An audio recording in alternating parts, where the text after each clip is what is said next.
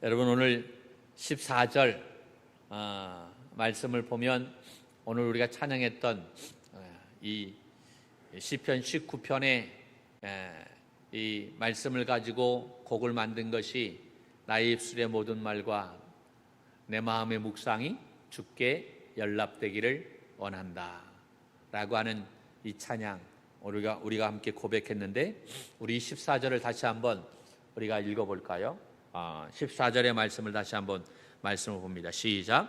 나의 반석이시요 나의 구속자이신 여호와여, 내 입의 말과 마음의 묵상이 주님 앞에 연락되기를 원하나이다. 아멘.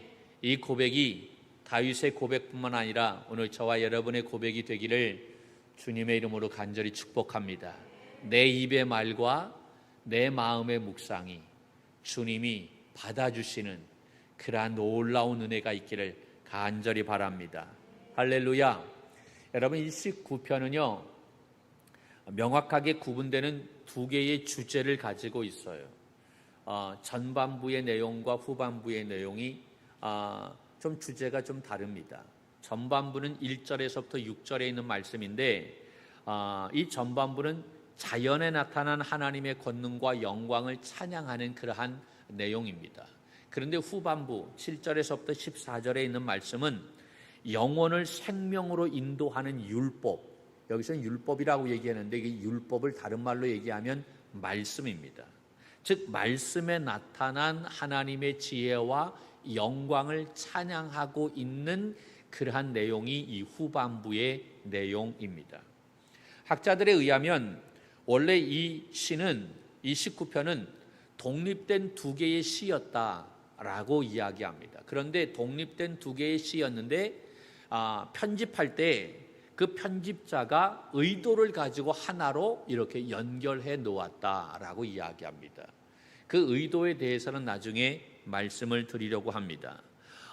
이 두 개의 독립된 그 시가 하나로 묶어져 하나의 시가 되었던 거예요. 이렇게 보는 이유는 두 가지 이유가 있는데, 하나는 각 단락에서 사용되어진 하나님의 이름이 다르다라고 하는 사실입니다.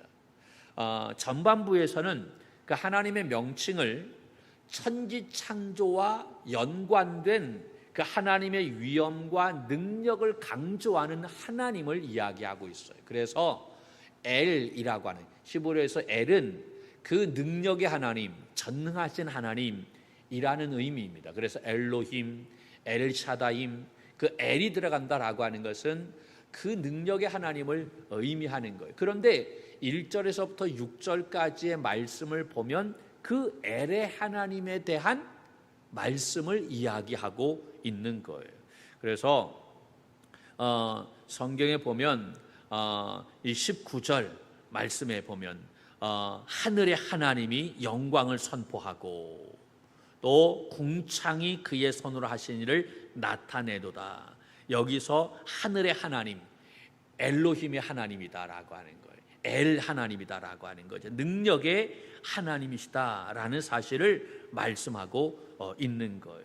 4절에 하나님이 해를 위하여 하늘의 장막을 베푸셨다라고 말씀할 때 그 하나님도 엘의 하나님이다라는 이야기입니다. 능력과 권능을 가진 하나님. 그런데 이 후반부에 나타나는 그러한 하나님은 엘의 하나님이 아니라 여호와 하나님으로 나와 있어요. 여호와. 이스라엘 백성을 인도하고 그들을 구원하고 그들과의 관계 속에서 하나님께서 위로하고 말씀하고 인도해 주시는 그 자상하신 하나님이다라고 얘기할까요? 전반부의 하나님은 능력의 하나님, 우리가 감히 가까이 갈 수가 없어. 그런데 이 후반부에 나와 있는 여호와 하나님은 그 이스라엘 백성들과 가까이 하면서 그들을 위로하고 인도해 주시고 이끌어 주시고 구원해 주시는 그러한 여호와 하나님이심을 말씀하고 있어요.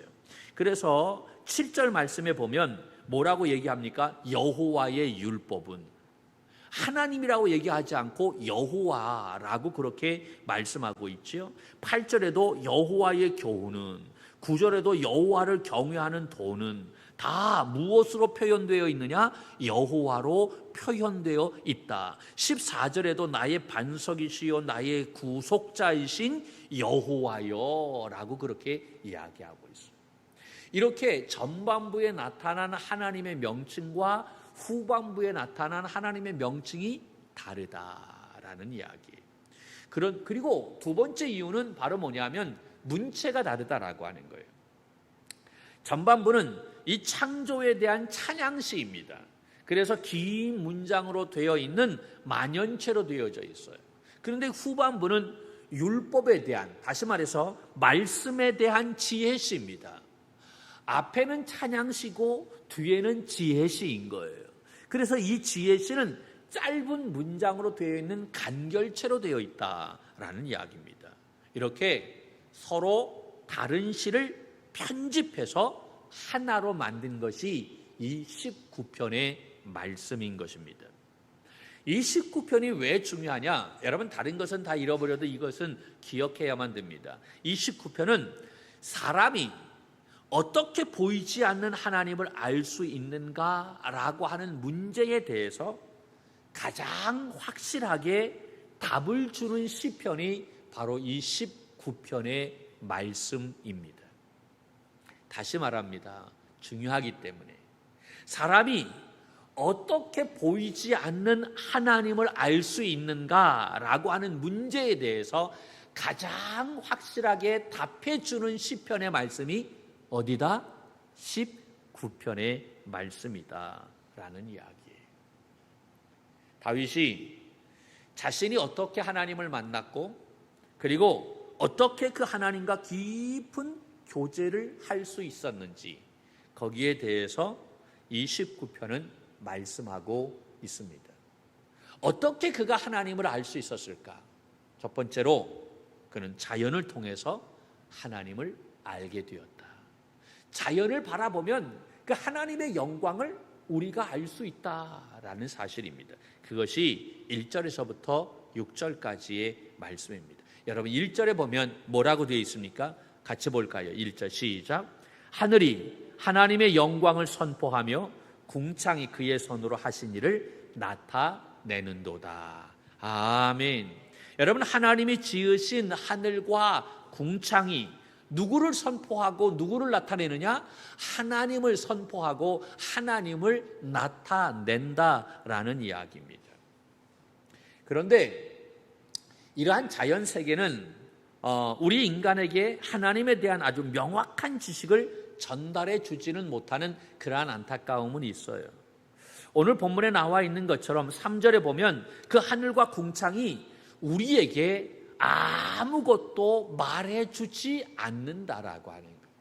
말해주면 참 좋을 텐데 그 궁창과 하늘이 야 이것이 하나님이 만드신 거야 라고 그렇게 우리에게 말씀해 주면 얼마나 좋겠어요. 그런데 그 궁창이 그 하늘이 그러한 말을 하지 않아요. 그런데 우리가 마음의 문을 활짝 열고 그 광활한 우주와 아름다운 세계를 바라보게 되면 이 모든 것을 창조하신 하나님의 권능과 영광을 볼 수 있다라는 사실입니다.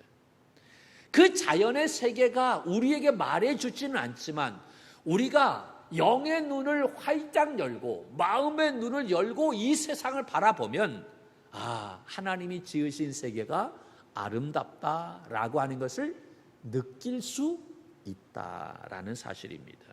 할렐루야, 할렐루야. 어제 김수진 집사님 가정이 오전에 교회 왔다가 저에게 뭘 줬어요. 강원도 휴가 갔다 온다고 아침에 그 강원도 평창인가 그 시장에서 메밀 전병, 떡 거기 사가지고 저한테 가지고 왔어요. 할렐루야, 감사해요. 그런데 제가 그걸 얘기하려고 하는 것이 아니라 그 전날 강원도 그 한 1800고지가 되는 그 산에서 차박을 했다는 거예요. 그래서 이야 참 좋다. 온 가족이 차박이 뭔 줄 알죠? 차 안에서 자는 거예요. 요새 젊은 사람들이 많이 하잖아요. 그런데 그 1800고지가 되는 그 높은 산에서 차박을 하는데, 그래서 제가 요새 굉장히 더워서 덥지 않았냐라고 했더니 덥지 않고 아주 서늘했다고, 너무 좋았다. 근데 그 높은 산에서 그 밤하늘의 그 모습을 보니까 너무 아름답다는 거예요. 여기선 별이 안 보이잖아요. 거기서는 별자리가 다 보이고, 조금 과장해서 이야기하면 별이 쏟아질 것 같고, 할렐루야. 그렇게 아름다운 모습을 볼 수 있는 거예요. 그 자연의 그 아름다운, 그 우주의 아름다운 그러한 모습을 보면서 하나님이 만드신 이 세계가 아름답다라고 하는 것을 영적으로 민감한 사람들은 그것을 느낄 수 있다는 사실이죠. 할렐루야. 그래요. 아침에 그 1800m 되는 그 산에서 떠오르는 태양을 바라보면서 그리고 내려왔다라고 이야기하는데, 여러분 오늘 말씀도 마찬가지예요. 다윗이 그 자연세계 가운데서 하나님 만드신 해를 예로 들어서 하나님의 영광이 얼마나 대단한가라고 하는 것을 오늘 이 본문 말씀은 우리에게 이야기하고 있어요. 그것이 4절에서부터 6절까지의 말씀 같이 한번 볼까요? 4절에서부터 6절 시작. 그의 소리가 온 땅에 통하고 그의 말씀이 세상 끝까지 이르도다. 하나님이 해를 위하여 하늘에 장막을 베푸셨도다. 해는 그의 신방에서 나오는 신랑과 같고 그의 길을 달리기 기뻐하는 장사 같아서 하늘 이 끝에서 나와서 하늘 저 끝까지 운행하며 그의 열기에서 피할 자가 없도다. 아멘. 무슨 말씀입니까? 매일 아침에 그 힘있게 떠오르는 그 태양의 일출에 대한 이 시적인 표현을 여기에서 이야기하고 있는 거예요. 아침의 해를 무엇으로 표현하냐면 그 아침의 해는 우리 사람들에게 기쁨과 신선한 그 기운을 줍니다. 그래서 일출을 보러 가는 사람들이 굉장히 많잖아요. 그 일출을 보면서 새로운 기운을 얻고 오는 사람들이 굉장히 많잖아요. 그러한 의미에서 이 해를 무엇으로 이야기하고 있느냐면 신랑을 비유로 이야기하고 있다라고 합니다. 여러분 새 신랑을 보면 새로운 기운을 얻잖아요. 할렐루야. 나 같은 헌신랑은 아무런 감각이 없지만 새 신랑들은요 보면 신선하고 새로운 기운을 얻고 그렇잖아요. 그래서 해를 신랑으로 비유하고 있는 거예요. 그리고 무엇으로 또 두 번째는 비유하고 있냐면 장사와 같다. 여러분 장사는요 에너자이저 이게 지치지 않아요. 해가 지치지 않아요. 많은 그러한 활동을 하는데 한 번도 지치지 않고 힘있게 운행하는 그러한 모습을 볼 수가 있어요. 그래서 그 해를 지치지 않는 장사로 표현해서 이야기하고 있는 거예요. 하나님은 이렇게 해를 만드시고 해에게 찬란한 영광과 강력한 힘을 주셔서 온 하늘이 그의 열기로 가득한 것처럼 온 세상이 하나님의 영광으로 가득하다라는 이야기입니다. 할렐루야. 여러분 우리는 이러한 세상 만물을 통해서 하나님의 영광을 볼 수 있어야 될 줄로 믿습니다. 우리가 마음의 눈을 활짝 열고 그 주님의 그 찬란한 영광을 깊이 깨달을 수 있는 우리 청지기들이 될 수 있기를 주님의 이름으로 간절히 축복합니다. 할렐루야. 이렇게 우리는 자연을 통해서 하나님을 알 수 있다라는 이야기. 이 다윗이 이 자연을 통해서 내가 하나님을 알았다라고 이야기하는 이것을 우리는 자연계시라고 합니다. 자연계시를 통해서 우리가 하나님의 섭리, 하나님의 영광을 알 수 있다는 사실이지요. 그런데 여기에는 한계가 있어요. 왜냐하면 이 자연 만물은 구체적으로 우리에게 말을 해주지 않기 때문에 그렇습니다. 여러분 말을 해도 알아듣지 못하는 것이 우리들의 모습이잖아요. 우리 집사람이 저에게 요구하는 것 많은 것 요구하지 않아. 딱 하나 요구해요. 좀 말 좀 하라라고 이야기하는. 내가 말을 안 하는 것도 아닌데 그래도 합니다. 할렐루야. 그런데 말을 잘 안 한다는 거예요. 대답을 잘 안 한다는 거예요. 그래서 그걸 항상 답답해 여기고 있어요. 저도 답답해요. 꼭 말해야만 하나? 할렐루야. 말하지 않아도 좀 알아야지. 네, 근데 그러면서 제가 느끼는 것이 바로 뭐냐면 하나님의 심정을 제가 좀 느끼는 것 같아요. 이 세계를 바라보면서 우리들이 하나님을 좀 알아야 될 텐데 그 하나님의 섭리를 깨닫지 못하는 그 모습을 보면서 하나님이 좀 답답해하고 있지 않는가라고 하는 그러한 마음을 갖게 됩니다. 그런데 여러분, 영적으로 민감해야만 우리가 그것을 알 수 있어요. 그래서 깨닫지 못하는 우리에게 하나님께서 더 구체적으로 하나님을 알 수 있는 방법을 제시해 주셨는데 그것이 바로 뭐냐? 7절에서부터 14절까지 말씀 속에서 이야기하는 것이 바로 있는데 그것이 율법, 다른 말로 얘기하면 말씀이다라고 하는 거예요. 하나님이 자연을 통해서 하나님을 알지 못하니까 하나님께서 더 구체적으로 율법을 우리에게 주셨어요. 말씀을 주셨어요. 그래서 그 말씀을 통해서 하나님의 영광과 하나님의 지혜와 하나님의 은혜를 깨달을 수 있도록 허락해 주셨다라는 사실입니다. 할렐루야. 7절과 8절에 보면 이 말씀을 다른 말로 이야기했는데 그것을 율법, 여호와의 증거, 여호와의 교훈, 여호와의 계명이라고 하는 비슷한 단어로 사용되었어요. 이 하나님의 말씀은 완전하고 확실하고 그리고 정직하고 순결하다라고 다윗이 노래하고 있어요. 여러분, 여호와의 말씀만이 인간의 영혼을 소성시키는 줄로 믿습니다. 할렐루야. 소성시킨다라고 하는 것은 살린다라고 하는 거예요. 죽은 영혼을 살리는 유일한 방법이 있다고 한다면 하나님의 말씀인 거예요. 말씀이 들어가면 에스겔의 마른 뼈와 같은 그 심령들이 말씀이 들어가니까 살아나게 되었다는 것을 볼 수가 있어요. 소성시킨다라고 하는 거예요. 소생동의어입니다. 살리는 놀라운 능력이 하나님의 말씀에 있다는 사실을 믿으시기를 바랍니다. 할렐루야. 또 뿐만 아니라 하나님의 말씀은 지혜롭게 한다라고 하는 거예요. 그리고 우리에게 기쁨을 준다라고 그렇게 말씀하고 있습니다. 그래서 이 다윗은 이 하나님의 말씀을 순금보다도 더 사모하고 꿀보다 더 달게 여겨야 함을 고백하고 있어요. 이것이 9절에서 10절의 말씀입니다. 함께 보지요. 9절에서 10절 시작. 여호와를 경외하는 도는 정결하여 영원까지 이르고 여호와의 법도 진실하여 다 의로우니 금 곧 많은 순금보다 더 사모할 것이며 꿀과 송이꿀보다 더 달도다. 아멘. 할렐루야. 여러분, 순금은 이 세상에서 가장 귀중한 것을 비유한 것입니다. 세상의 모든 재물을 상징하는 그러한 말인 것입니다.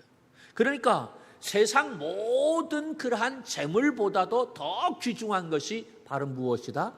말씀이다 라는 이야기죠. 그리고 꿀과 이 송이꿀은 우리에게 최고의 즐거움을 상징해 주는 겁니다. 최고의 즐거움을 주는 것이 바로 꿀인데 그 꿀보다도 더 단 것이 하나님의 말씀이라고 이야기하고 있어요. 이렇게 다윗은 금이나 꿀과 같은 이 상징적인 그러한 표현을 사용한 것은 이 하나님의 말씀이, 이 율법이 그와 같은 가치를 가지고 있다라고 하는 사실이죠. 그런데 이렇게 엄청난 가치를 가지고 있는데 우리가 그 가치를 알지 못하고 있다라고 하는, 그 가치를 안 사람만이 그것의 귀중함을 깨달을 수 있는 거예요. 외면적으로는 다윗이 가지고 있는 모든 재산과도 바꿀 수 없을 만큼 귀중한 것이 하나님의 말씀이다. 여러분 생각해 보세요. 다윗이 가지고 있는 재산보다도 더 귀한 것이 말씀이다. 그가 가지고 있는 재산이 얼마나 될까요? 그가 가지고 있는 재산 헤아릴 수 없어요. 뭐 지금 뭐 가장 큰 부자가 뭐 워렌 버핏 뭐 빌 게이츠라고 얘기하는데 그 사람들하고 비교 자체가 안 돼요. 다윗이 가지고 있는 재산은, 그는 모든 것이 다 자기의 것이야. 왕이었으니까 최고의 모든 것을 다 가지고 있는 사람 아닙니까? 그런데 그는 자기의 가지고 있는 재산과 바꿀 수 없는 것이 하나님의 말씀이다라고 이야기했어요. 뿐만 아니라 내면적으로는 그 인생의 가장 최고의 기쁨을 주는 것이 꿀이었었는데 그 최고의 즐거움과 행복이 바로 그 꿀보다도, 송이꿀보다도 더한 것이 하나님의 말씀이다. 이 하나님의 말씀이 나의 가장 큰 행복이다 라고 그렇게 이야기하고 있는 거예요. 할렐루야. 여러분, 이렇게 하나님의 말씀이 귀하다라고 하는 거예요. 또한 이 말씀이 이렇게 귀중한 또 하나의 이유가 있는데, 그것은 우리가 누구인지를 일깨워주고 우리의 허물과 죄에서 벗어나게 해준다라는 이야기예요. 그것이 바로 12절, 13절입니다. 같이 볼까요? 시작. 자기 허물을 능히 깨달을 자 누구리요? 나를 숨은 허물에서 벗어나게 하소서. 또 주의 종에게 고의로 죄를 짓지 말게 하사 그 죄가 나를 주장하지 못하게 하소서.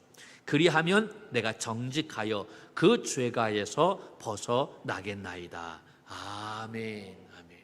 여러분, 이렇게 다윗은 말씀을 통해서 깨닫지 못했던 허물과 그리고 고의적으로 지은 범죄에서 벗어날 수 있었다라고 그렇게 말하고 있는 거예요. 사람들이 당신 죄인이야 라고 얘기하면 내가 무슨 죄를 지었어? 내가 왜 죄인이야? 라고 이야기하는데, 여러분, 말씀을 우리가 가까이 하면 내가 어떠한 죄를 지었는가 라고 하는 사실을 깨닫게 된다라고 하는, 깨닫지 못했던 허물을 이 말씀은 나에게 가르쳐 준다라고 하는, 그리고 그 모든 범죄에서 벗어날 수 있는 길을 가르쳐 주는 것이 하나님의 말씀인 줄로 믿습니다. 그래서 다윗이 이야기하는 것이 바로 뭐냐? 이 말씀을 내가 입으로 낭독하고 마음으로 묵상하겠다라고 고백하고 있는 거예요. 그러면서 하나님 앞에 내가 입으로 낭독하고 마음으로 묵상하는 그것을 하나님이 받아주시기를 소원하고 있는 것이 오늘 봉독한 말씀의 내용인 것입니다. 여러분, 세상 만물의 아름다움과 영광보다 하나님의 말씀이 가진 아름다움과 영광이 비교할 수 없을 만큼 훨씬 더 크다는 사실을 믿으시기를 바랍니다. 그래서 다윗은 하나님의 말씀을 입으로 낭독하고 마음으로 묵상하겠다라고 이야기하고 있는 거예요. 우리 죄인이 회개하고 거룩해질 수 있는 유일한 길은 하나님의 말씀을 듣고 순종하는 길인 줄로 믿습니다. 그래서 디모데전서 4장 5절 말씀에 바울은 이렇게 얘기합니다. 하나님의 말씀과 기도로 거룩하여 지니라. 할렐루야.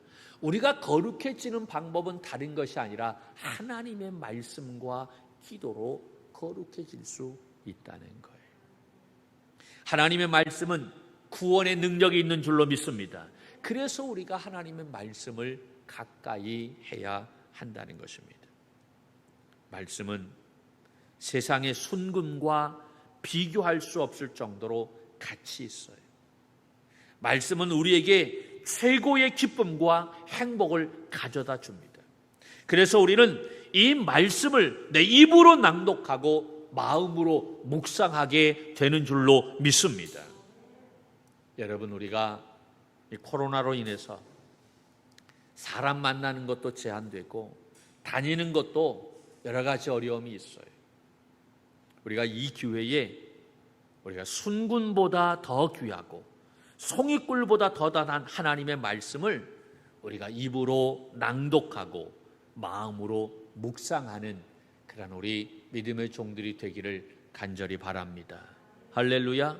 우리가 이 말씀을 내 입으로 낭독하고 마음으로 묵상하게 될 때 우리는 더 깊게 하나님을 알 수 있게 되는 줄로 믿습니다. 여러분, 하나님을 알면 알수록 우리는 어떠한 어려움과 환난 속에서도 흔들리지 않아요. 우리의 믿음이 더 굳건해지는 줄로 믿습니다. 할렐루야. 하나님을 더 깊이 알고 또 그 알므로 말미암아 그 하나님께서 주시는 그 은혜와 능력으로 우리가 이 어려운 시대에 믿음으로 승리해 가는 우리 청지기들이 되어야 할 줄로 믿습니다. 이 한 주간 또 휴가철인데 또 무더위 가운데 있어요. 코로나의 기운이 쇠해지지 않고 있어요. 그러나 우리가 이러한 상황 가운데서도 하나님의 말씀, 어떠한 것보다 더 가치 있는 하나님의 말씀에 우리가 집중하고 그 말씀을 우리의 입으로 낭독하고 마음으로 묵상함으로 말미암아 그 크신 은혜로 승리하며 우리가 영광을 하나님 앞에 올려드리는 우리 선한 청지기들이 되기를 주님의 이름으로 간절히 축원합니다.